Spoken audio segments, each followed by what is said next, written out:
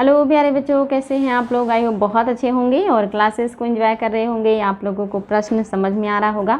हम लोग हिस्ट्री के क्वेश्चन को सॉल्व कर रहे हैं और प्रश्न जो हैं डेली बहुत अच्छे हैं। आज के प्रश्न भी आपके बहुत ही शानदार हैं। सारे प्रश्न एग्ज़ाम में आए हुए हैं और बहुत ही ज़्यादा महत्वपूर्ण हैं और आगे भी एग्ज़ाम में आते रहेंगे। तो आज के क्लास को भी गंभीरता से देखिएगा और गंभीरता से क्वेश्चन को पढ़िएगा और जो है लास्ट में आंसर दीजिएगा। बिकॉज मोस्टली जो क्वेश्चन हैं आपके वो कोट पे आधारित हैं। जैसा कि वर्तमान में क्वेश्चन बनने लगा है, कोट आधारित हैं। तो पहले सारे पॉइंट्स को पढ़ना है और फिर कोट की सहायता से उत्तर देना है। तो ध्यान से पढ़ेंगे। आपका पहला प्रश्न है, निम्नलिखित पर विचार कीजिए। निम्नलिखित पर विचार करना है और आपको बताना है कि इसमें से कौन से द्वितीय नगरीकरण से संबंधित है, यानी कि इसमें से कौन कौन से हैं जो द्वितीय नगरीकरण से संबंधित हैं। पहला है धातु मुद्रा का प्रचलन। क्या द्वितीय नगरीकरण के लिए धातु मुद्रा का प्रचलन जो है शुरू हो गया था। दूसरा है आबादी में भारी वृद्धि। क्या द्वितीय नगरीकरण से संबंधित है आबादी में भारी वृद्धि, यानी कि बहुत ज़्यादा बड़ा आबादी। तीसरा है लकड़ी की बाड़बंदी। क्या जो आपका तीसरा पॉइंट है ये सही है कि जब द्वितीय नगरीकरण आया तो लोगों ने लकड़ी से बाड़बंदी शुरू कर दी थी। बाड़बंदी का तात्पर्य है बाउंड्री बनाना, घर को चारों तरफ से लकड़ी के बाउंड्री के द्वारा घेरने का काम करना। आपको बताना बच्चों, प्रश्न बहुत अच्छा है और बिल्कुल अंडरस्टैंडिंग पर आधारित है। एंशिएंट हिस्ट्री आप लोग पढ़ चुके हैं। अगर इस तरह के प्रश्न गलत होते हैं तो इसका मतलब आपने गंभीरता से क्लास को नहीं देखा है। पढ़ना ज़रूरी नहीं है, ज़रूरी है कॉन्सेप्ट क्लियर होना, यानी कि आप पढ़ने के बाद क्वेश्चन को सॉल्व कर पाएँ। ऐसी पढ़ाई होनी चाहिए। अगर आप क्वेश्चन सॉल्व नहीं कर पा रहे, इसका मतलब पढ़ाई में कहीं ना कहीं कमी है, इसलिए उसको दूर करना है। फिर से क्लासेस को रिवाइज कीजिएगा। अब आपको बताना बच्चों कि आपके सामने कूट है और आपको कूट की सहायता से बताना था कि द्वितीय नगरीकरण के लिए कौन कौन सी बातें जिम्मेदार हैं। क्या पहला तीसरा है या केवल दूसरा है या दूसरा तीसरा है या तीनों कथन सही हैं। तो आई थिंक आपको उत्तर मिल गया होगा बच्चों, बिकॉज बहुत इंपॉर्टेंट है, गलती नहीं होनी चाहिए। इसमें जो बातें की गई हैं, यानी कि जितने भी आपके पॉइंट्स दिए गए हैं, ये सारे पॉइंट्स बिल्कुल इम्पॉर्टेंट है। ध्यान देंगे इस बात को, वेरी वेरी इंपॉर्टेंट। तो आपको पता होना चाहिए कि यहाँ पे लिखी हुई सारी बातें बिल्कुल सही हैं।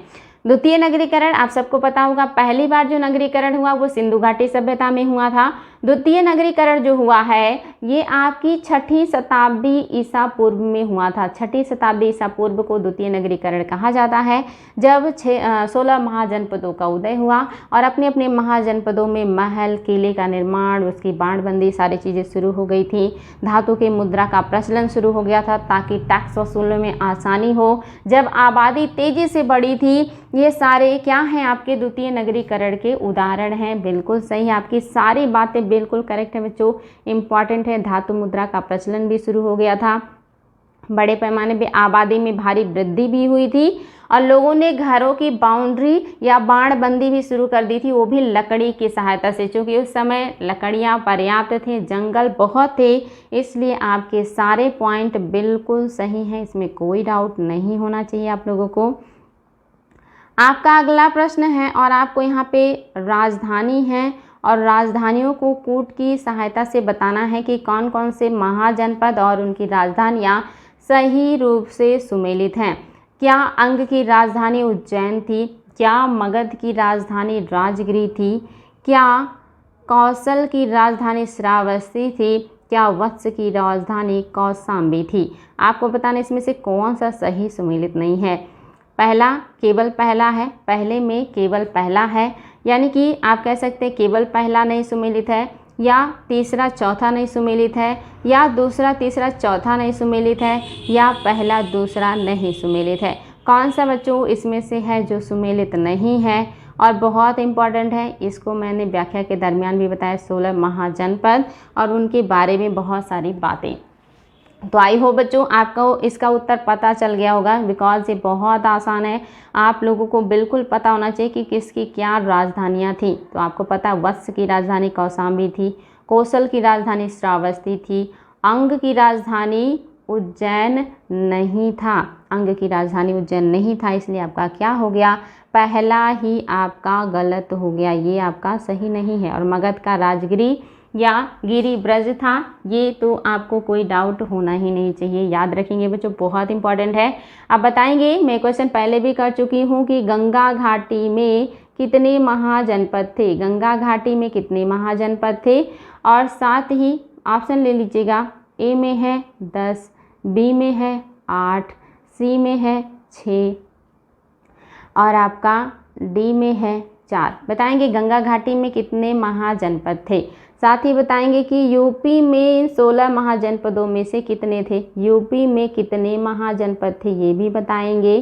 16 में से कितने थे यूपी में, पहले में है 8, बी में है 6, सी में है आपका 4 और डी में है कि कोई नहीं। तो बताएंगे बच्चों यूपी में कितने महाजनपद थे 16 में से, और 16 में से कितने महाजनपद गंगा घाटी में थे, आपको ये भी बताना है। दोनों पॉइंट्स आपके लिए बहुत इंपॉर्टेंट है और उत्तर आप लोग फटाफट दीजिएगा। मैं करवा चुकी हूँ क्वेश्चन के दरमियान ये सारी बातें, तो ये बिल्कुल आपको डाउट नहीं होना चाहिए। तो आप सभी को पता है गंगा घाटी में 10 यानी कि 10 महाजनपद थे और उत्तर प्रदेश में 8 महाजनपद थे। ये एग्जाम में बार बार आए हुए प्रश्न हैं, तो गलती नहीं करेंगे। साथ ही बच्चों उत्तर देंगे कि 16 महाजनपदों में, 16 महाजनपदों में सबसे दक्षिण में कौन था, सबसे दक्षिण में कौन सा महाजनपद था, सबसे दक्षिण में कौन सा महाजनपद था, बताएंगे फटाफट। पहला है ऑप्शन अवंती, अवंती। दूसरा है यानी कि बी है कोसल, कोसल। तीसरा है मत्स्य, मत्स्य। और चौथा है अस्मक।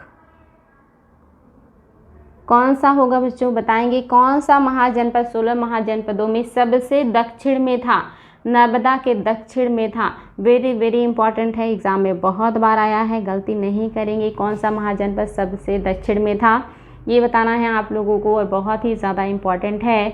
और साथ ही कितने महाजनपदों की 2 राजधानियां थी, फटाफट ये भी बता देंगे कितने महाजनपदों की 2 राजधानियां थी और कौन सा था जो सबसे दक्षिण में था। तो आई होप आपको उत्तर मिल गया है। ऑप्शन नंबर 4 डी बिल्कुल सही है।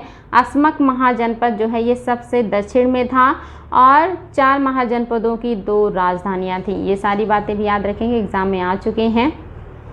तो आपका पहला सही नहीं था, बाकी सभी सही हैं। ये देखिए बच्चों आपके सामने बहुत ही शानदार प्रश्न है और आपको इस प्रश्न का उत्तर देना है और आपके सामने कोट है, कोट की सहायता से उत्तर देना है। चलिए फटाफट कोशिश करते हैं और देखते हैं आपका कौन सा गलत है। ध्यान देंगे कौन सा गलत है। धर्म के प्रमुख संरक्षकों के संबंध में क्या गलत है, यानी कि जो अलग अलग राजवंश के राजा हैं उन्होंने विभिन्न धर्मों को अपना राजकीय धर्म घोषित किया या उसको संरक्षण दिया। तो आपको बताना इनमें से कौन से साम्राज्य से जुड़ा हुआ धर्म का सुमेलन सही नहीं है, यानी कि उस साम्राज्य ने उस धर्म को संरक्षण नहीं दिया होगा।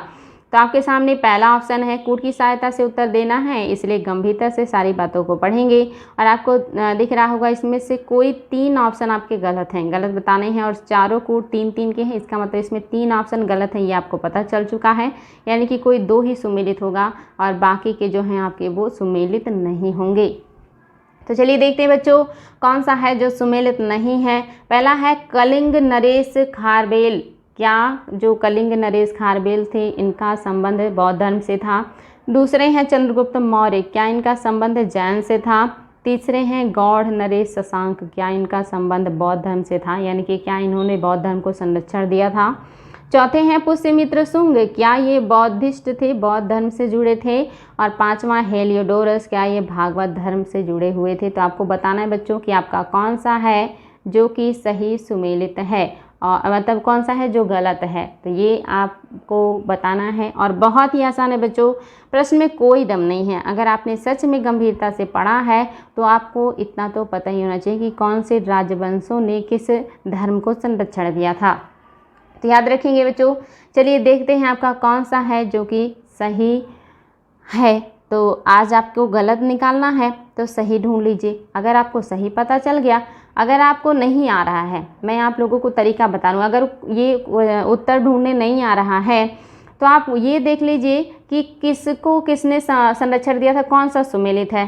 तो अगर आपको पता है कि चंद्रगुप्त जो मौर्य हैं, इन्होंने अपना जब मगध में अकाल पड़ा तो इन्होंने अपने राजगद्दी को छोड़ दिया बिंदुसार के लिए और ये चले गए दक्षिण में, और वहाँ पे भद्रबाहु के साथ गए जो कि जैन धर्म के ऋषि थे, जिनके साथ दिगंबर संप्रदाय का उदय हुआ था। जैन धर्म के संलेखना विधि के द्वारा इन्होंने अपना प्राण त्याग दिया था। इसका मतलब जिसमें भी 2 होगा वो तो आपका गलत हो ही नहीं सकता। अब देख लीजिए 2 किस में है, तो सिर्फ 2 पहले में है, यानी कि अभी आपका रास्ता आसान नहीं है। लेकिन ये देख रहे हैं कि आपका जो 1 है ये तीनों में है, यानी कि 1 तो होगा ही होगा, यानी कि 1 तो गलत होगा ये तो निश्चित है, और 2 सही है, इसलिए आपका पहला नहीं होगा। अब चलिए और कोई ट्राई करते हैं कौन सा हम एलिमिनेट कर सकते हैं। तो कौन सा और सही सुमेलित है, तो आपने नाम सुना होगा हेलियोडोरस का, जिसने गरुड़ स्तंभ बनवाया था। ये गरुड़ स्तंभ भागवत धर्म से जुड़ा हुआ है, ये बात बिल्कुल सही है, ये भागवत धर्म से जुड़ा हुआ है। हेलियोडोरस ने गरुड़ स्तंभ स्थापित करवाया था और ये बिल्कुल सही है, इसमें कोई डाउट नहीं है। तो आप देखेंगे 5वां आपका दूसरे में भी है और चौथे में भी है, यानी कि आपका गलत कौन सा होगा, पहला, तीसरा और चौथा। पहला, तीसरा और चौथा आपका गलत हो जाएगा बच्चों। तो याद रखेंगे पहला जो है ये क्यों गलत है, क्योंकि जो कलिंग नरेश हैं खारवेल, इन्होंने बौद्ध धर्म को नहीं बल्कि जैन धर्म को दिया था संरक्षण। आपका तीसरा क्यों है, क्योंकि शशांक ने ही तो बौद्ध वृक्ष कटवाया था, ये बहुत ज़्यादा कट्टर विरोधी था बौद्धों का, इसलिए आपका ये भी आपका क्या हो गया है, सही नहीं है, यानी कि इन्होंने संरक्षण नहीं दिया था बिल्कुल। तो पहला तीसरा जो है बिल्कुल गलत है। और चौथा जो कह रहा है पुष्यमित्र शुंग, आपको पता है ये लोग ब्राह्मण थे और माना जाता है कि शुंगों ने ही सबसे ज़्यादा जो बौद्धिस्ट जिसको अशोक ने बनवाया था 84,000 स्तूप, माना जाता है कि पुष्यमित्र शुंग ने सारे तुड़वा दिए थे। तो इसका मतलब ये बौद्धों का बहुत बड़ा विरोधी था, इसने बौद्ध भिक्षुओं की हत्याएं भी करी, ऐसी भी बातें देखने को मिलती हैं किताबों में। तो आपका पहला सही नहीं है, तीसरा सही नहीं और चौथा सही नहीं है। अब आपको पता चल गया होगा कि ये दोनों तो कट्टर विरोधी थे बौद्धिस्टों के, तो ये संरक्षण देंगे ही नहीं, और इन्होंने बौद्ध धर्म नहीं बल्कि जैन धर्म के अनुसार अपने प्राण को त्यागा था, इसलिए आपका पहला और तीसरा चौथा सही नहीं है। याद रखेंगे, यहाँ से आप लोगों का बहुत सारा पॉइंट क्लियर हो गया है जो एग्ज़ाम में बहुत ज़्यादा आता है। बहुत इंपॉर्टेंट तथ्य हैं बच्चों, एक एक पॉइंट इंडिविजुअल भी एग्ज़ाम में पूछे गए, इसलिए गलतियाँ नहीं करेंगे आप लोग। चलिए आगे देखते हैं। नेक्स्ट आपके सामने प्रश्न है, निम्नलिखित में से कौन सा सही नहीं है, कौन सा है जो कि सही नहीं है, ये आपको बताना है और ये आपके लिए बहुत ही इम्पॉर्टेंट है। आप इसको बहुत आसानी से बता सकते हैं और ये आपका कोट नहीं दिया है यहाँ पे। चलिए देखते हैं क्या ये बिना कोट के ही सॉल्व हो जाएगा क्या, और अगर हो जाता है तो बहुत अच्छी बात है।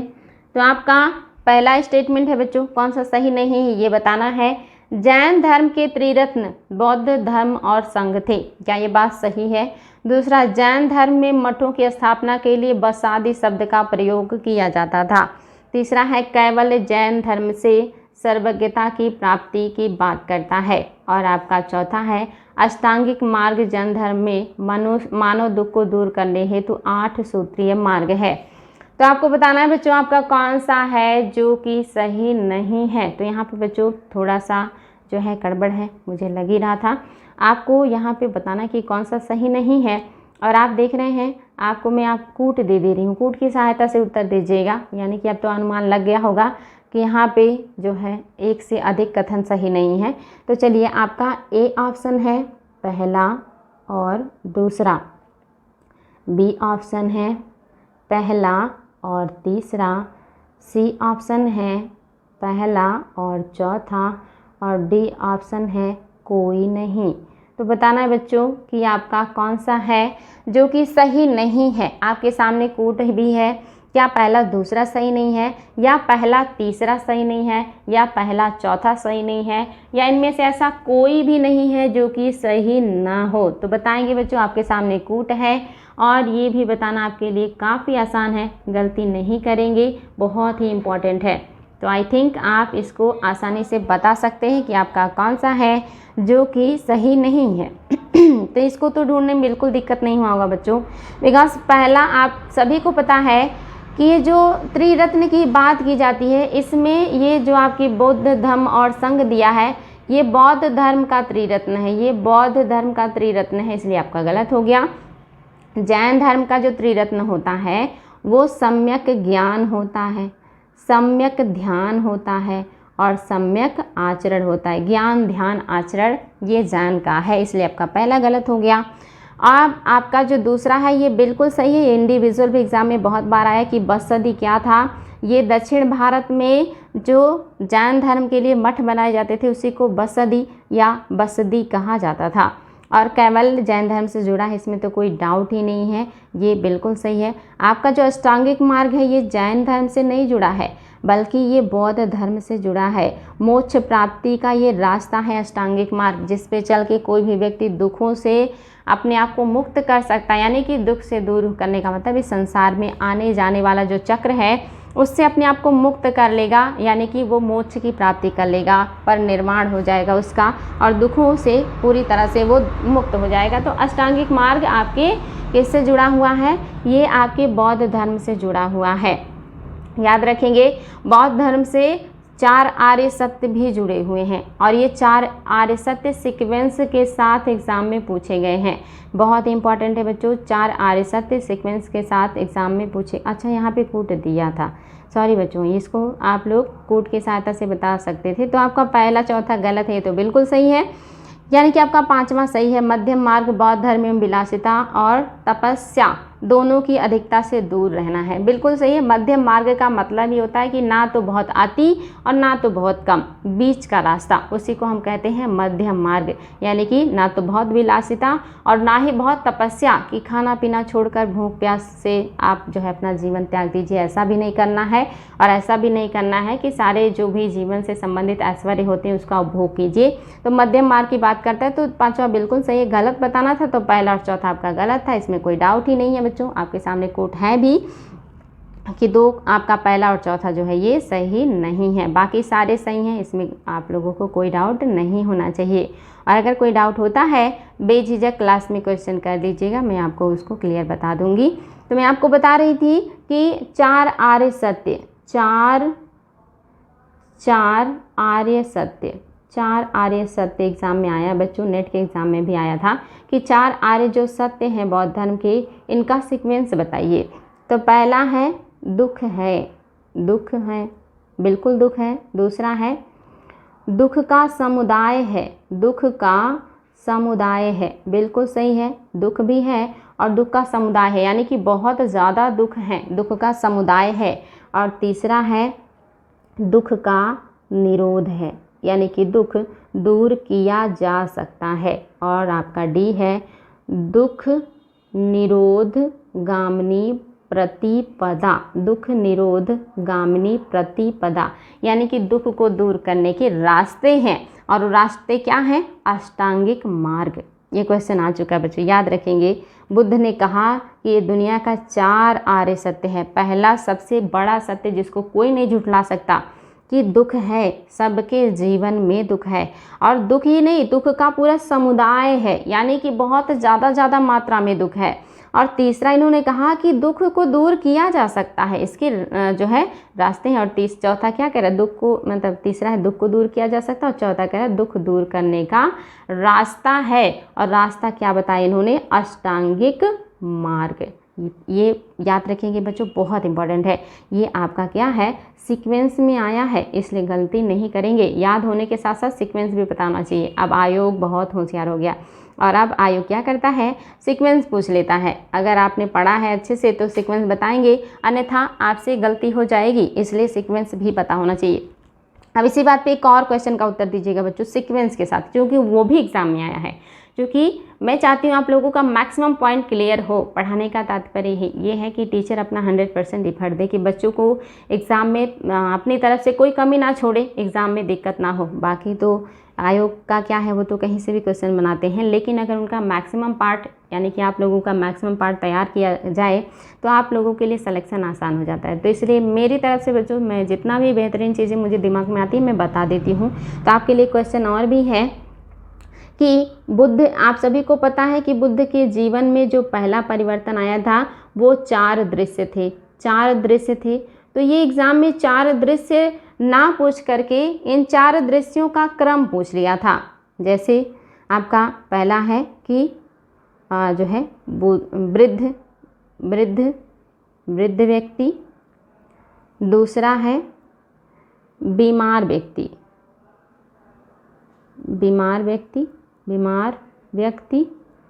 और आपका तीसरा है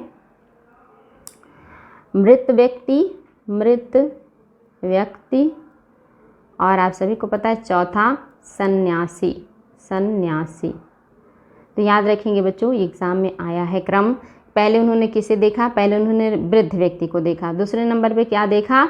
दृश्य, तो बीमार व्यक्ति था। तीसरा दृश्य उन्होंने एक मृतक व्यक्ति का देखा, और चौथा उन्होंने सन्यासी का देखा था, जिसने उनको सबसे ज़्यादा प्रभावित किया था। तो ये सीक्वेंस आया बच्चों, इसलिए आपको मैंने सीक्वेंस बता दिया, याद रखेंगे, बहुत इंपॉर्टेंट था। अगला प्रश्न है बच्चों, 6ठी शताब्दी ईसा पूर्व अर्थव्यवस्था के संदर्भ में निम्नलिखित कथनों पर विचार कीजिए। 6ठी शताब्दी के बारे में जो भारत की अर्थव्यवस्था थी या जो देश की अर्थव्यवस्था थी, इसके बारे में आप लोगों को बताना है कि कौन सा कथन है जो कि सही है। आपके सामने कूट भी है बच्चों, तो पहले एक एक कथन पढ़ लीजिए और फिर आसानी से उत्तर आप लोगों को मिल जाएगा।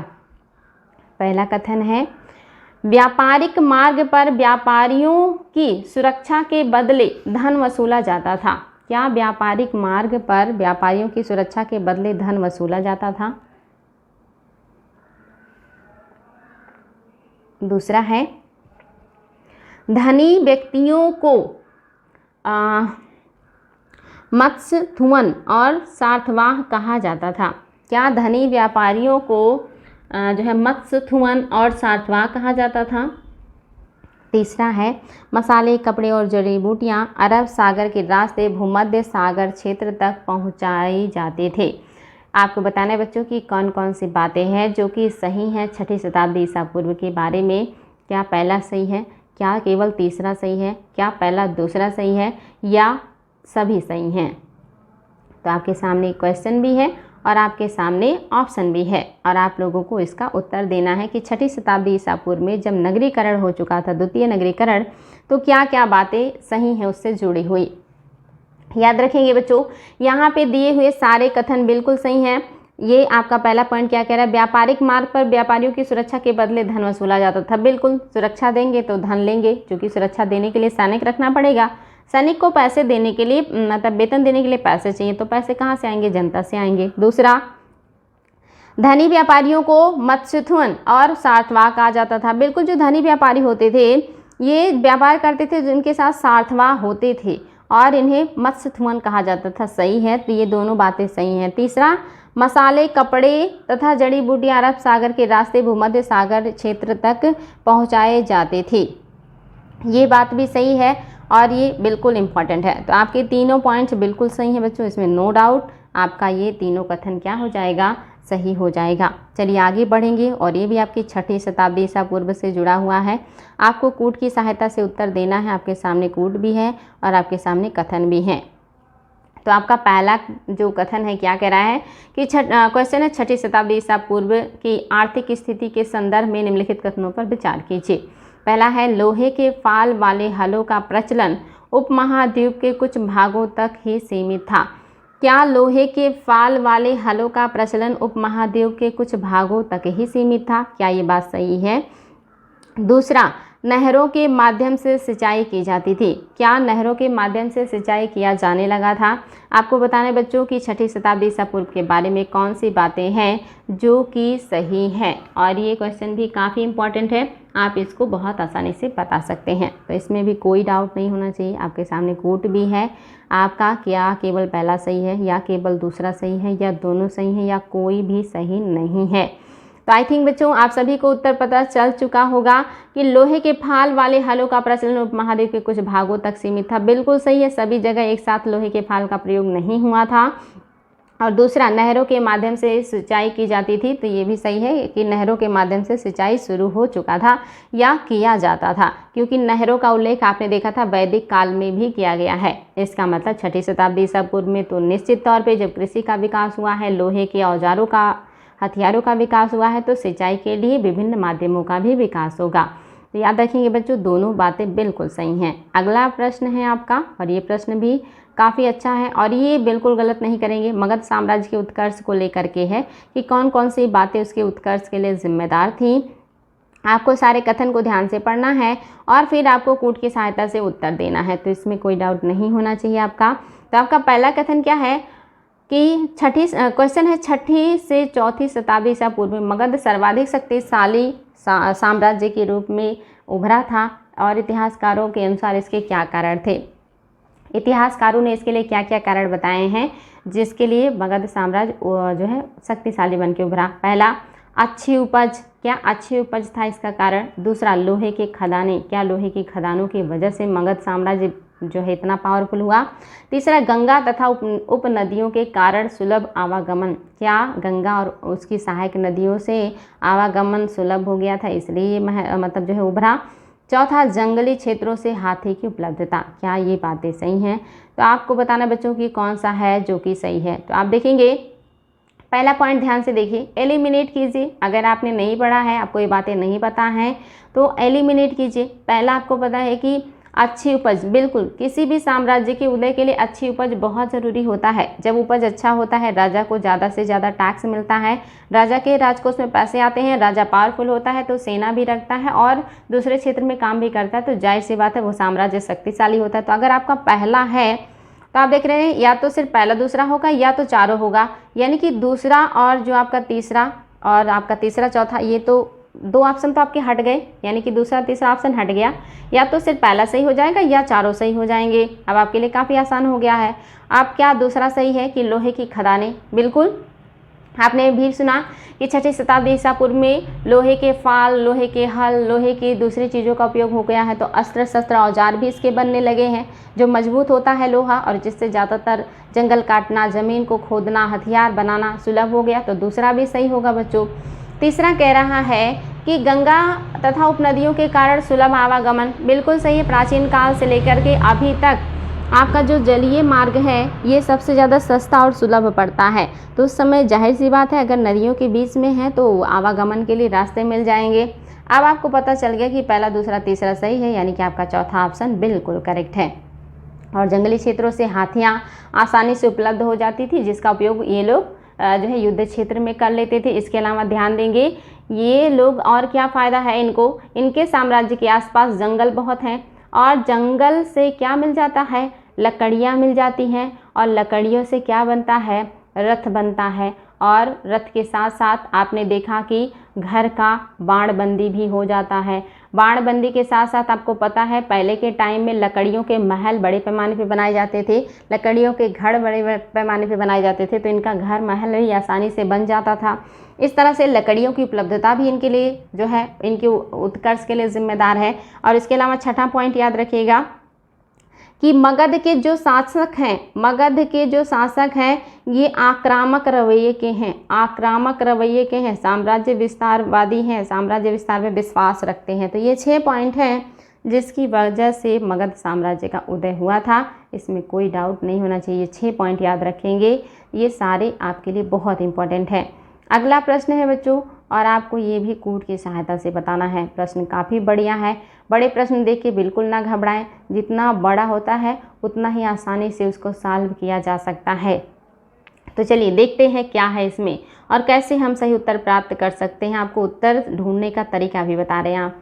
तो देखिए क्वेश्चन क्या है, 6ठी शताब्दी ईसा पूर्व के संदर्भ में कौन सा कथन है जो कि सही है, सही बताना है बच्चों। पहले तो ये ध्यान देंगे। तो पहला पॉइंट है, जनपद शब्द का प्रयोग भूखंड के लिए होता था जहां लोग बस जाते थे। क्या ये बात सही है? दूसरा, इस काल में ब्राह्मणों ने धर्मशास्त्र नामक ग्रंथ की रचना शुरू की थी। तीसरा, पड़ोसी राज्यों पर आक्रमण कर धन एकत्र करना अवैध माना जाता था।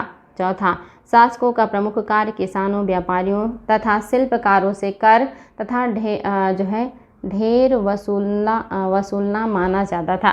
तो आपको बताना बच्चों कि क्या ये बात सही है कि क्या आपका इम्पॉर्टेंट है, ध्यान देंगे। तो यहाँ पे क्या हो जाएगा आपका, शासकों का प्रमुख कार्य किसानों, व्यापारियों तथा शिल्पकारों, याद रखिएगा बच्चों ये शिल्पकारों नहीं है, ये आपका क्या है, शिल्पकारों से कर, तथा ये आपका क्या है, यहाँ पे ये ढेर नहीं होगा, यहाँ पे क्या हो जाएगा, याद रखेंगे ये बहुत इंपॉर्टेंट है, ये ढेर की जगह पे भेंट होना चाहिए, यहाँ पे भेंट यानी कि उपहार। तो याद रखेंगे। अब आपको बताना है कि कौन कौन से पॉइंट है जो आपके सही हैं और इसमें आपको सत्य ही बताना है। और आपके सामने कूट देख लीजिए क्या है, केवल पहला दूसरा सही है, या दूसरा तीसरा सही है, या पहला दूसरा चौथा सही है, या आपका चारों सही है। तो बताएंगे बच्चों आपका कौन सा है जो कि सही है।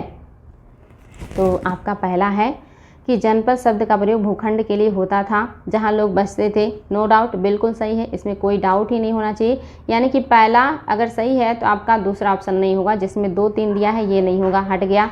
अब देखते हैं दूसरा क्या कह रहा है। इस काल में ब्राह्मणों ने धर्मशास्त्र नामक ग्रंथ की रचना की थी। ये भी सही है, इसमें कोई डाउट नहीं है कि जो धर्मशास्त्रों की रचना की गई है ये 6ठी शताब्दी ईसा पूर्व में किया गया है। और इन्हीं धर्मशास्त्रों में ही तरह तरह के विधि विधान, कर्मकांड और तरह तरह के आडंबरों की जो है शुरुआत हो गई। यहीं से अछूतों जैसी चीज़ों का भी जो है समाज में प्रादुर्भाव हुआ। यानी कि उत्तर वैदिक काल में जो वर्ण व्यवस्था है ये जन्म आधारित हो गया था, लेकिन अछूत शब्द का उल्लेख उत्तर वैदिक काल में नहीं मिलता। लेकिन 6ठी शताब्दी ईसा पूर्व में आप देखेंगे अछूत शब्द का उल्लेख मिलने लगा था। संकर जातियां बहुत ज़्यादा हो चुकी थी और समाज में सबसे ज़्यादा विकृतियां अब तक का इस काल में आ चुका था। तो दूसरा बिल्कुल सही है। तीसरा कह रहा है बच्चों कि पड़ोसी राज्यों पर आक्रमण कर धन एकत्र करना अवैध माना जाता था। बिल्कुल नहीं है, ऐसा कभी नहीं है। पूरे इतिहास में ऐसा कभी नहीं है कि जब राजा दूसरों पर आक्रमण करे तो गलत माना जाता हो। तो आप देख रहे हैं अगर आपका तीसरा नहीं है तो आप देख रहे हैं क्या आपका दूसरा तो पहले से हटा था, चौथा भी हट गया। यानी कि अब आपके पास क्या है, या तो सिर्फ पहला दूसरा होगा या पहला दूसरा चौथा होगा। अब बचा है चौथा, चलिए इसको भी देख लेते हैं। ये क्वेश्चन थोड़ा सा आपके लिए जो है क्रिटिकल हो गया है, जो कि यहाँ तक आप लास्ट ऑप्शन तक जो है जा रहे हैं। हालांकि आसान है, अंडरस्टैंडिंग का बच्चों, क्योंकि पता है कि शासकों का प्रमुख कार्य किसानों से, व्यापारियों से और शिल्पकारों से कर वसूलना और जो है उपहार या भेंट वसूलना माना जाता। बिल्कुल सही है, ये राजा का प्रमुख कार्य है कि सबसे वो टैक्स ले और भेंट वसूल करे और उसी पैसे से वो साम्राज्य विस्तार करे, लोगों के लिए लोक कल्याणकारी काम करे। तो आपका पहला दूसरा चौथा सही है, तीसरा सही नहीं है। अवैध नहीं माना जाता था, इसलिए आपका तीसरा सही नहीं है। पहला दूसरा चौथा ऑप्शन नंबर 3 यानी कि तीसरे नंबर का जो पॉइंट है ये बिल्कुल सही है। चलिए बच्चों अगला फिर से आपके सामने बढ़िया प्रश्न है और एग्ज़ाम में बार बार आया है और यहाँ पे आपको बताना है कि कौन सा कथन है जो कि सही है। सत्य कथन बताना है बच्चों, और ये बहुत ही ज़्यादा इम्पॉर्टेंट है। इंडिविजुअल एक एक पॉइंट यहाँ से एग्ज़ाम में पूछा गया है और कूट में आया, इसका मतलब आपके यहाँ से बहुत सारे पॉइंट क्लियर होने वाले हैं। सत्य कथन बताना है बच्चों। पहला है बिंबिसार का उपाधि श्रेणिक था। क्या ये बात सही है कि बिंबिसार ने श्रेणिक की उपाधि धारण की थी? क्या दूसरा है अजातशत्रु ने, क्या इन्होंने कुड़िक, अच्छा यहाँ पे कुड़िक की उपाधि धारण की थी? तीसरा है क्या महापद्मनंद ने उग्रसेन की उपाधि धारण की थी? चौथा है क्या घनानंद ने अग्रमीश की उपाधि धारण की थी? तो आपको बताना है बच्चों कि आपका कौन सा स्टेटमेंट है जो सही है और क्या पांचवा सभी सुमेलित हैं। तो याद रखेंगे बच्चों कौन सा सही है। यहाँ पे ये देखिए कुड़िक ऐसे रहेगा, कुड़िक। तो आपको बताना है कौन से सही है, बहुत इंपॉर्टेंट है बच्चों, फटाफट उत्तर दीजिएगा। सत्य कथन बताना है, डाउट नहीं होना चाहिए, एग्जाम में बार बार आए हुए हैं। आई होप आप लोगों ने उत्तर ढूंढ लिया होगा। अगर ये सारी चीज़ें पढ़ी हैं तो बिल्कुल भी कंफ्यूजन नहीं होना चाहिए बच्चों। बहुत ही ज़्यादा इंपॉर्टेंट है, बहुत ही ज़्यादा इंपॉर्टेंट है, एग्जाम में बहुत बार आया है ये। इंडिविजुअल पूछा है कि बिंबिसार का उपाधि क्या था? श्रेणिक। अजातशत्रु की उपाधि क्या थी? कुड़िक। महापद्मनंद ने कौन सी उपाधि धारण की थी? उग्रसेन। घनानंद का क्या उपाधि था? अग्रमीज। महापद्मनंद ने महाछत्रांतक की उपाधि भी धारण की थी, यानी कि महान शासक जिसने क्षत्रियों का विनाश किया हो, ये भी क्वेश्चन आया है। अपरो परशुराम या महाछत्रांतक की उपाधि महापद्मनंद ने धारण की थी। अपरो परशुराम और महाछत्रांतक, यानी कि सभी कथन सही हैं बच्चों, ध्यान रखेंगे। बहुत ही बढ़िया प्रश्न था और यहाँ पर भी आपके सामने बढ़िया प्रश्न आया है और आपको बताना है कि आपका कौन सा है जो कि सही है। अच्छा, सही नहीं बताना बच्चों। देखिए ये चीज़ ध्यान दीजिएगा कौन सा सही नहीं ये बताना है। पहला है मेगास्थनीज के अनुसार भारत में अकाल नहीं पड़ते थे। क्या ये बात सही है कि मेगास्थनीज कहता है कि भारत में अकाल नहीं पड़ते। दूसरा, मेगास्थनीज के अनुसार भारत में दास प्रथा नहीं थी। क्या मेगास्थनीज ने कहा है कि भारत में दास प्रथा नहीं थी। तीसरा, मेगास्थनीज के अनुसार भारतीय पढ़ना लिखना नहीं जानते। क्या ये बात सही है कि उन्होंने कहा कि भारतीय पढ़ना लिखना नहीं जानते। और चौथा है, क्या मेगास्थनीज ने पाटलिपुत्र को पोली बोथा कहकर संबोधित किया था। और आपका पांचवा ऑप्शन है कि उपरोक्त में से कोई नहीं, उपर्युक्त में से कोई नहीं। आपको बताना है कि कौन सा कथन है जो कि असत्य है। बहुत ही बढ़िया है। और बच्चों फटाफट कमेंट कीजिएगा, ये जो मेगास्थनीज है ये किस राजा के राजदूत थे और किस राजा के दरबार में आए थे और कौन सी पुस्तक लिखी थी। किसके राजदूत हैं, यानी कि कहाँ से आए हैं, किसके शासनकाल में आए हैं और इन्होंने कौन सी पुस्तक में ये सारे विवरण लिखे हैं। तो बताना बच्चों, ये सारी बातें लिखिएगा। फिलहाल तो आपको पता होना चाहिए कि कौन सा सही नहीं है। तो आप देखेंगे इसमें से कोई भी ऐसा नहीं है कि जो गलत हो, यानी कि कोई ऐसा नहीं है जो सही ना हो, यानी कि सभी कथन सही हैं। मेगास्थनीज कहते हैं कि भारत में अकाल नहीं पड़ते थे। मेगास्थनीज कहते हैं कि भारत में दास प्रथा नहीं थी। इन्होंने कहा भारतीय पढ़ना लिखना नहीं जानते। साथ ही इन्होंने पाटलिपुत्र को पोली ब्रोथा कहकर संबोधित किया था। ये सारी बातें सही हैं बच्चों, बहुत इंपॉर्टेंट है, ध्यान देंगे। और साथ ही ये भी याद रखेंगे जो मेगास्थनीज हैं ये सेल्यूकस निकेटर के राजदूत हैं, चंद्रगुप्त मौर्य के दरबार में आए हैं और इन्होंने लिखा है इंडिका। तो याद रखेंगे बच्चों, ये सारी बातें बिल्कुल सही थी, इसमें कोई डाउट नहीं होना चाहिए आप लोगों को। अगला है, मेगास्थनीज के इंडिका के अंशों का उल्लेख किन विदेशी लेखकों ने अपने ग्रंथों में किया है। मोस्ट इंपॉर्टेंट, अनगिनत बार ये आयोग में आए हुए क्वेश्चन है, मैंने इनको कई बार देखा है। तो बताएंगे मेगास्थनीज की इंडिका के जो अंश हैं, यानी कि इंडिका को पढ़कर उसके चीज़ों को किसने किन लेखकों ने अपने ग्रंथों में उसके पॉइंट्स को लिखा है। पहले है स्ट्रैबो, दूसरे हैं डायोडोरस, तीसरे हैं प्लिनी, चौथे हैं एरियन और पांचवें हैं जस्टिन और ये छठवें हैं। याद रखेंगे बच्चों, ये जो दिया है ना ये 6ठे नंबर के प्लूटार्क। अब चलिए 6वां पॉइंट मैं सब में जोड़ दे रही हूँ। तो ये तो पता ही चल गया होगा कि आपके प्लूटार्क जो है वो ज़रूर होंगे। अब आपको बताना है कि आपका कौन कौन सा है जो कि जिसके किताबों में इंडिका के अंश देखने को मिलता है। और ये क्वेश्चन बहुत इंपॉर्टेंट है बच्चों। आपके सामने 6 लोग हैं, 6 विदेशी यात्री हैं। क्या स्ट्रैबो ने इंडिका के अंशों को अपने किताबों में लिखा है। तो आप देखेंगे अगर पहला सही है तो आपका जो है वो ये जो है तीसरे नंबर का ऑप्शन हट जाएगा, यानी कि 2, 3, 5 हट जाएगा। यानी कि पहला अगर सही है तो आपका, यानी कि पहला सही है तो आपका क्या हो गया, तीसरा हट गया। आप बताएंगे क्या डायोडोरस ने उल्लेख किया है, क्या प्लिनी, एरियन, जस्टिन इन सब ने उल्लेख किया है। तो याद रखेंगे बच्चों, अगर नहीं पता है तो इसको ज़रूर ध्यान से रट लीजिएगा। ये एग्ज़ाम में बहुत ही ज़्यादा आया हुआ प्रश्न है। आपके सभी ऑप्शन करेक्ट हैं। इन सभी व्यक्तियों ने इंडिका के अंशों को अपने ग्रंथ में लिखा है या अपने ग्रंथ में उसके कथन को शामिल किया है। अगला प्रश्न भी बहुत ही बढ़िया है। और कौन सा सुमेलित नहीं है ये बताना, यानी कि इसमें से कोई एक है जो सुमेलित नहीं है। पहला है अकाराध्यक्ष, क्या ये खानों तथा खनन गतिविधियों से संबंधित विभाग का अधिकारी था। दूसरा है सुनाध्यक्ष, क्या ये बूचड़ खाने का प्रधान अधिकारी था। तीसरा है आपका पण्याध्यक्ष, क्या ये क्रय विक्रय या बाजार व्यवस्था का प्रमुख था। और चौथा है आपका, चौथा अधिकारी है संस्थाध्यक्ष, क्या ये चारागाह भूमि का प्रमुख अधिकारी था। तो आपको बताना है बच्चों कि आपका कौन सा है जो कि सही नहीं है। और ये क्वेश्चन बहुत इंपॉर्टेंट है और इसमें आप लोगों को कोई डाउट नहीं होना चाहिए। आई होप आप लोगों ने उत्तर को प्राप्त कर लिया होगा और आपके लिए उत्तर ढूंढना आसान होगा। तो आप सभी को पता होना चाहिए बच्चों कि जो मौर्य साम्राज्य है इसके बारे में कौन सा कथन सही नहीं है। तो पहला तो बिल्कुल सही है, आकाराध्यक्ष को ही खान और खनन विभाग की गतिविधियों का अधिकारी माना गया।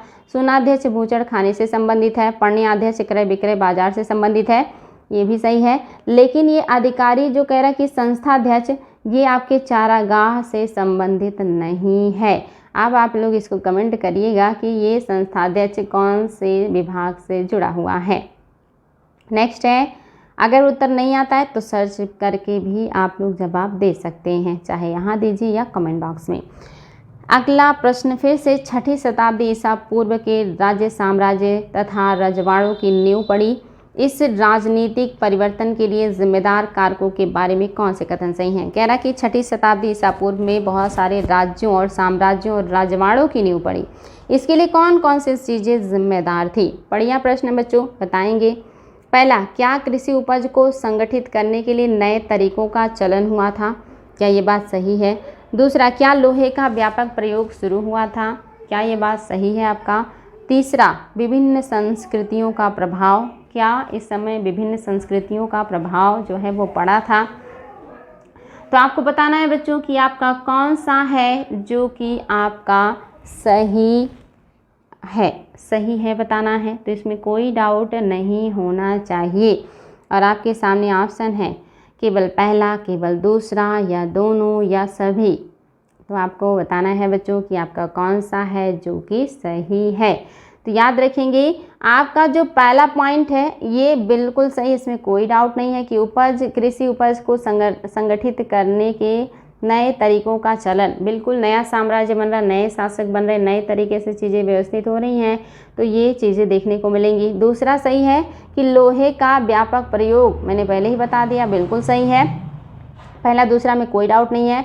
तीसरा गलत है, विभिन्न संस्कृतियों का प्रभाव, ऐसी कोई बात नहीं। 6ठी शताब्दी ईसा पूर्व में कौन सी संस्कृतियाँ थी ही? उत्तर वैदिक काल के बाद समाज में जो बुराइयां आई हैं और इसके बाद द्वितीय नगरीकरण शुरू हुआ। एक तरफ 16 महाजनपदों का विकास हो रहा है, साम्राज्य स्थापित हो रहा है, नए नए तरीके के जो है कारोबार शुरू हो रहे हैं, और दूसरी तरफ धर्म सुधार आंदोलन भी शुरू हो रहे हैं उसी समय बुद्ध और महावीर स्वामी के द्वारा। तो विभिन्न संस्कृतियों का प्रभाव नहीं है बच्चों, इसलिए आपका तीसरा सही नहीं होगा। पहला दूसरा बिल्कुल सही, ऑप्शन नंबर 3 आपका सही हो जाएगा। फिर से देखिए 6ठी शताब्दी ईसा पूर्व का प्रश्न है, बहुत इंपॉर्टेंट प्रश्न है और आप लोग इसको कोड की सहायता से बताएंगे। आप लोग बता सकते हैं बहुत आसानी से, ये भी समझदारी का प्रश्न है। कह रहा कि कौन सा कथन सही है 6ठी शताब्दी ईसा पूर्व के विधि के बारे में? विधि मतलब उस समय की जो न्याय व्यवस्था थी, उस समय का जो विधि व्यवस्था था। पहला है, भारतीय विधि और न्याय व्यवस्था का उद्भव इस काल में हुआ। क्या इसी काल से भारत में विधि और न्याय व्यवस्था का उद्भव यानी कि शुरुआत हुआ था? दूसरा, क्या वर्ण भेद के आधार पर व्यवहार विधि और दंड विधि निर्धारित थे? दूसरा कह रहा है कि क्या वर्णों के आधार पर ही, वर्ण व्यवस्था के आधार पर ही विधि और दंड की व्यवस्था की जाती थी? बताना है बच्चों आपका कौन सा है जो कि सही है। Very easy and very important question, आप लोगों को इसका उत्तर पता होना चाहिए। कॉमन सेंस का प्रश्न है बच्चों। इतने दिनों से एक्सप्लेनेशन करते करते, समझाते समझाते बहुत सारी बातें मैं आप लोगों को समझा चुकी हूँ। अगर उसके आधार पर भी आप उत्तर देंगे तो सही कर लेंगे। तो आप लोगों को पता होना चाहिए कि यहाँ पे दिए हुए जो कथन हैं ये दोनों सही हैं, कि भारत में जो विधि और न्याय व्यवस्था का उद्भव है यहीं से शुरू हुआ है। और आपका दूसरा भी कि जो वर्ण भेद के आधार पर ही व्यवहार विधि और दंड विधि निर्धारित था, जिसमें आप देखेंगे ब्राह्मणों को दंड से भारी छूट थी और सबसे ज़्यादा जो दंड है वो शूद्रों को दिया जाता था। इस तरह से आपका दोनों कथन बिल्कुल सही है बच्चों, पहला दूसरा दोनों सही है, पहला दूसरा दोनों सही है, याद रखेंगे, इंपॉर्टेंट क्वेश्चन था। नेक्स्ट है, फिर से 6ठी शताब्दी ईसा पूर्व में अधिकारी वर्ण के संदर्भ में निम्नलिखित कथनों में से कौन सा है जो कि सत्य है? आपको अधिकारियों के बारे में बताना है कि 6ठी शताब्दी ईसा पूर्व के अधिकारियों के बारे में कौन सा कथन है जो कि आपका सही है। पहला है, महामात्र इस काल में उच्च कोटि के अधिकारी होते थे, क्या ये बात सही है? दूसरा, शुल्काध्यक्ष इस काल में कर वसूल करते थे। और चौथा है, बलि साधक चुंगी वसूल करने वाले अधिकारी होते थे। तो आप बताएंगे बच्चों कि आपका कौन सा है जो कि सही है, और ये बहुत ही इम्पॉर्टेंट है और बहुत ही इंटरेस्टिंग क्वेश्चन है, यानी कि सत्य बताना है कि आपका कौन सा है जो कि सही है। तो यहाँ पे बच्चों देख लीजिए आपका कौन सा है जो कि सही है। तो ध्यान देंगे, आपको मैं बताएंगे बच्चों कि कौन सा है जो कि सही नहीं है। सही नहीं है ये बताएंगे आप लोग, और आप लोगों को मैं कोड दे रही हूँ, दूसरा तीसरा, और आपका कोड है पहला दूसरा तीसरा, यानी कि क्या आपका पहला दूसरा तीसरा, अच्छा यहाँ पे तो है ही पहला दूसरा तीसरा, सही नहीं है ये बताना है बच्चों, याद रखिएगा, सही नहीं है, नहीं है ये बताना है। कौन कौन से कथन सही नहीं है। तो आपको बताना है कौन कौन से सही नहीं है। पहला दिया है महामात्र इस काल में उच्च कोटि के अधिकारी होते थे, बिल्कुल सही है। महामात्र इस काल के उच्च अधिकारी होते थे, इसमें कोई डाउट नहीं है। तो अगर आपको पता है कि पहला सही है तो पहला इसमें भी है, ये भी नहीं होगा। पहला इसमें है, ये भी नहीं होगा। पहला इसमें है, ये भी नहीं होगा। उत्तर आ गया आपका। दूसरा तीसरा सही नहीं है। क्यों सही नहीं है?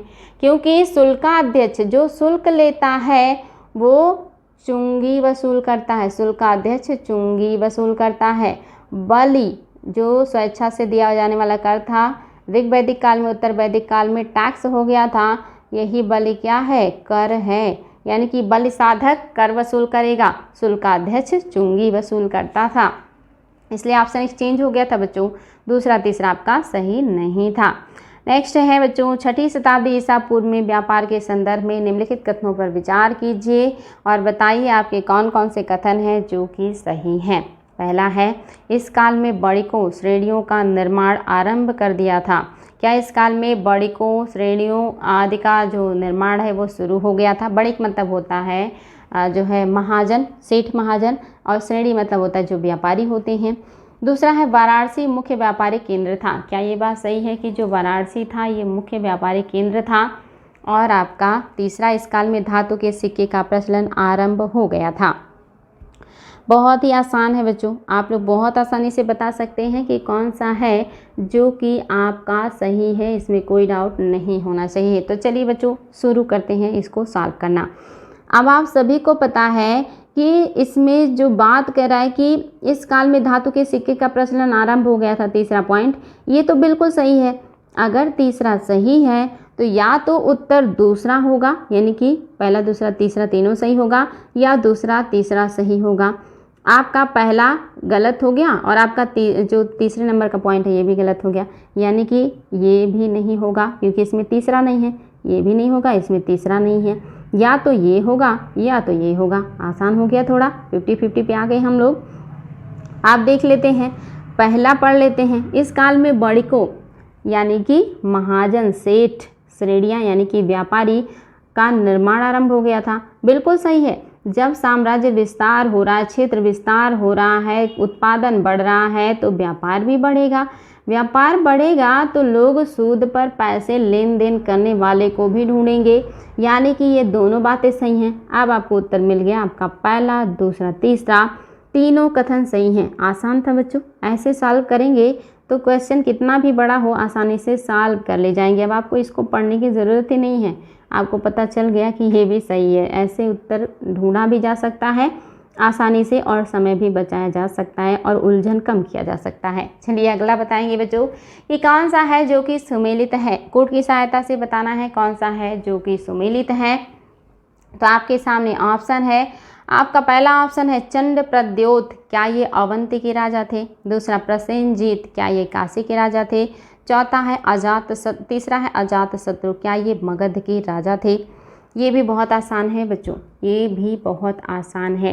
तो याद रखेंगे आपका कौन सा है जो कि सही नहीं है, और ये पहले ढूंढ लीजिए, यानी कि तीनों में से। तो आपको पता है कि प्रसेनजीत जो थे ये काशी के नहीं बल्कि कौशल के राजा थे, कौशल के राजा थे। अब आपको पता चल गया कि सही बताना है और आपका ये दूसरा गलत हो गया। तो अब ढूंढ लीजिए, दूसरा इसमें है नहीं होगा, दूसरा इसमें है नहीं होगा, दूसरा इसमें है नहीं होगा। क्या हो जाएगा? पहला तीसरा बिल्कुल सही हो जाएगा। इस तरह से आपको जो है सॉल्व करने का तरीका भी पता होना चाहिए बच्चों। अगर सही पूछ रहा है तो आप ये ढूंढिए कि गलत कौन सा है। अगर गलतियाँ ज़्यादा हैं तो सही को ध्यान दीजिए, अगर जो है आपका गलत पूछ रहा है तो देखिए सही कौन सा है। तो इस तरह से आप वीक पॉइंट को पकड़ करके बहुत आसानी से सॉल्व कर सकते हैं प्रश्नों को। चलिए अगला देख लेते हैं बच्चों। मगध का एक साम्राज्य के रूप में स्थापित होने के कारण के बारे में कौन कौन से बातें हैं जो कि सही हैं? कूट की सहायता से उत्तर देना, ये बात सही है। अब मैं आप लोगों को बता चुकी हूँ मगध साम्राज्य के बारे में 6 रीज़न जो जिम्मेदार थे। अब अगर आप उसको ध्यान से सुने हैं तो ये आपके लिए काफ़ी आसान हो जाएगा, आप बहुत आसानी से इसका उत्तर दे लेंगे। और अगर आपने मेरी बात को ध्यान से नहीं सुना है तो फिर आपको इसका उत्तर देने में समस्या हो सकती है। पहला है उसके पास समृद्ध लौह अयस्क के भंडार थे, कोई डाउट नहीं है, बिल्कुल। दूसरा, यह उपजाऊ मध्य गंगा के मैदान के मध्य में पड़ता था। उस हिसाब से मेन ने जो बातें भी बताई 6 पॉइंट, ये दोनों पॉइंट उसमें समाहित हो गए। अब आपको पता चल गया कि पहला दूसरा बिल्कुल सही है। तीसरा कह रहा है इसकी 2 राजधानियाँ सामरिक दृष्टि से महत्वपूर्ण स्थानों पर थीं। तो राजधानियाँ 2, एक आपका जो है गिरिब्रज राजगिरी, या कहिए कि यही मगध में पाटलिपुत्र भी राजधानी बनी थी। तो इस तरह से आपको पता है कि राजगिरी और पाटलिपुत्र दोनों महत्वपूर्ण और सामरिक स्थान पे थे, नो डाउट। तीनों स्टेटमेंट आपके बिल्कुल करेक्ट है बच्चों, इसमें आप लोगों को कोई भी समस्या नहीं होना चाहिए। तो आई थिंक आप लोगों को उत्तर मिल गया है कि आपका पहला, दूसरा, तीसरा तीनों ही बातें बिल्कुल सही हैं। आई थिंक उत्तर ढूंढने में आप लोगों को समस्या नहीं हुआ होगा। चलिए अगला फिर से आ गया है आपके सामने प्रश्न, और प्रश्न में है कि मगध राज्य के संदर्भ में कौन सा कथन है जो कि सही है। सही कथन बताना है बच्चों, और ये भी आप लोगों को पता होना चाहिए, बहुत ही इम्पोर्टेंट प्रश्न है। पहला है, हर्यक कुल के राजा उदयन ने पटना में किला बनवाया था, क्या ये बात सही है। दूसरा, एकराट उपाधि महापद्मनंद ने धारण की थी, क्या ये बात सही है। तीसरा, शिशुनाग ने अवंती राज्य को मगध में मिलाया था। तो आपको बताना है बच्चों कि कौन सा है जो कि आपका सही है, और इसमें कोई डाउट नहीं होना चाहिए। बहुत इंपॉर्टेंट प्रश्न है। आप लोगों का एंशिएंट हिस्ट्री ख़त्म हो चुका है, इसलिए आप लोग एंशिएंट हिस्ट्री को अच्छे से सॉल्व कीजिए। कोशिश है हमारा जल्द ही एंशिएंट हिस्ट्री ख़त्म हो जाए, और ये भी लगभग 25 क्लास में ख़त्म हो जाएगा। उसके बाद हम लोग ऐसे ही मिडवल के हिस्ट्री को भी प्रैक्टिस करेंगे। आप लोग चैनल से जुड़े रहिए और अपने ज्ञान को बढ़ाते रहिए। तो आप सबको पता है कि पहला तो बिल्कुल सही है, हर्यक वंश के ही शासक हैं उदयन। हर्यक वंश को ही तो पितृहंता वंश भी कहा जाता है, और ये अंतिम शक्तिशाली राजा हैं। इन्होंने पटना में किला बनवाया था। तो पहला अगर सही है बच्चों, तो आप देख रहे हैं पहला ऑप्शन भी आपका सही नहीं होगा, क्योंकि अगर पहला सही हो गया तो पहला जो है वो या तो पहला होगा या तो तीसरा होगा, यानी कि ये ऑप्शन कट गए। 50-50 पे आ गए हैं आप लोग। अब चलिए आपको देखना है कि एकराट उपाधि महापद्म ने धारण की थी, बिल्कुल सही है। एकराट की उपाधि सबसे शक्तिशाली राजा जो नंद वंश के हैं महापद्मनंद, इन्होंने ही धारण की थी। इन्होंने सर्व छत्रांतक और इन्होंने क्षत्रियों का अपरो परशुराम, ऐसी बहुत सारी उपाधियाँ धारण की। एकराट भी इन्होंने धारण किया है। पहला दूसरा बिल्कुल सही है। चलिए अभी भी आपको फाइनल उत्तर नहीं मिला। तीसरा क्या कह रहा है, शिशुनाग ने अवंती राज्य को मगध में मिलाया था, बिल्कुल सही है बच्चों, ये पॉइंट भी आपका सही है। तो आपके तीनों कथन बिल्कुल करेक्ट हैं बच्चों, कोई डाउट नहीं होना चाहिए, आपके तीनों कथन एकदम सही हैं। और आई थिंक आपको इसका उत्तर समझ में आया होगा और आप लोगों को समस्या नहीं होगा। चलिए बच्चों, आप लोगों के लिए आज का एक प्रश्न है जो कि आप लोगों को हमें बताना है, और आपको ये जो है बहुत आसानी से उत्तर देना है, बहुत इम्पॉर्टेंट है।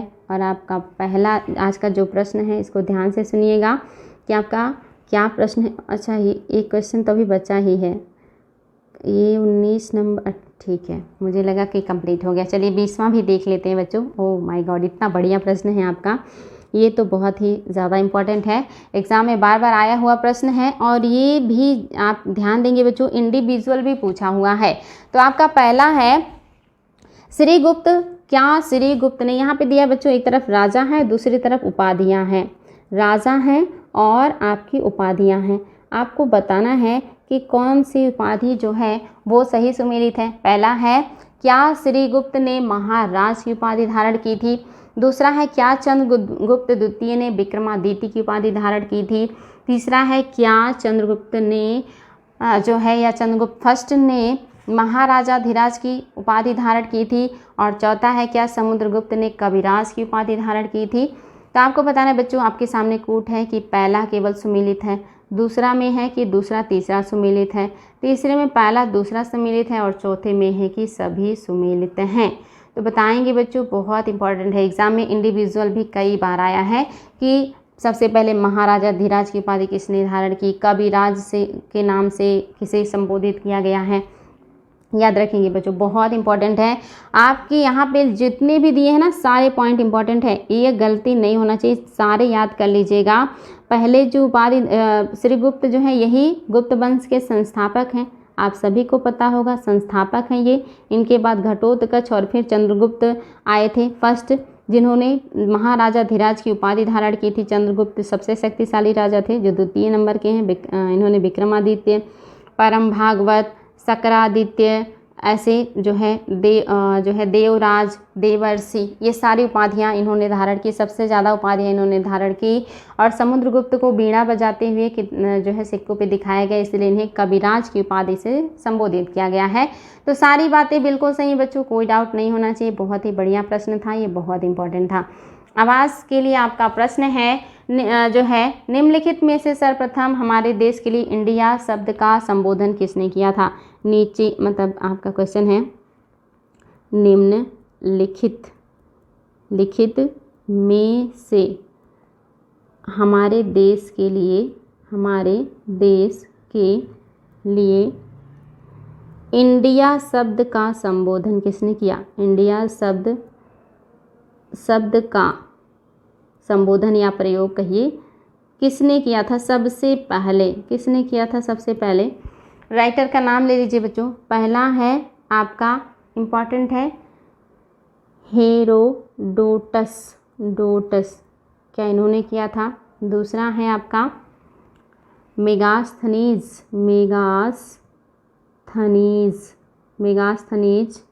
और आपका तीसरा है टालेमी, बात एक ही है। और चौथा आपका प्लूटार्क।